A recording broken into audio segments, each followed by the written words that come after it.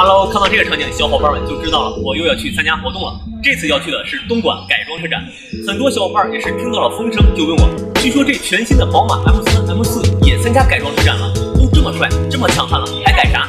其实啊，我也有疑问，那咱们就一起去看一看，到底是什么样的。现在已经到了东莞改装车展的现场了，在我身后都是我最爱的宝马 M4。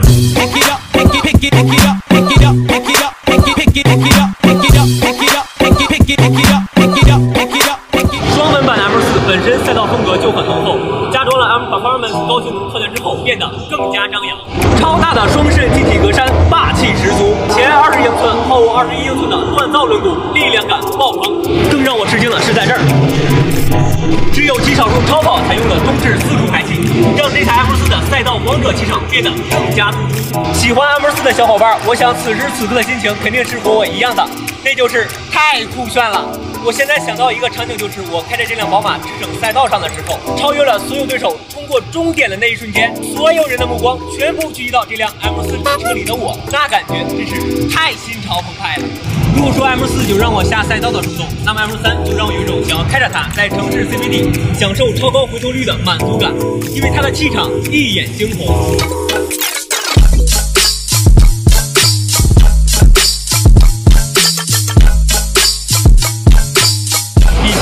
小伙伴会把3系改装成 M3 的造型，但是现在 M3 的造型就非常专属了，再想和以前那样操作就非常难喽。碳纤维前定风翼、碳纤维风刀、碳纤维侧围护板和后车轮包围完美的融合，更加酷炫。后方极具标志性且功能性强大的 M Performance Pass 碳纤维尾翼，让整车在高速狂奔时抓地力更强劲。看了这么多，可以回答咱们小伙伴们最开始提的问题了。M3、M4 这么帅了，还改装啥？这个问题，小伙伴们看了这期视频，自己心里也有数了吧？无论是外观还是性能，宝马的 M Performance 套件都会给原本就是高性能级别的 M 级车带来提升。这种整体性和完美的匹配度给到的视觉冲击，我个人认为这是除了原厂都取代不了的。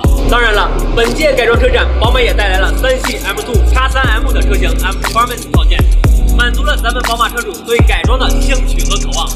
怎么说呢？喜欢吗？想拥有吗？想成为整个街上最靓的仔吗？努力啊，加油啊 ！M4 等着我。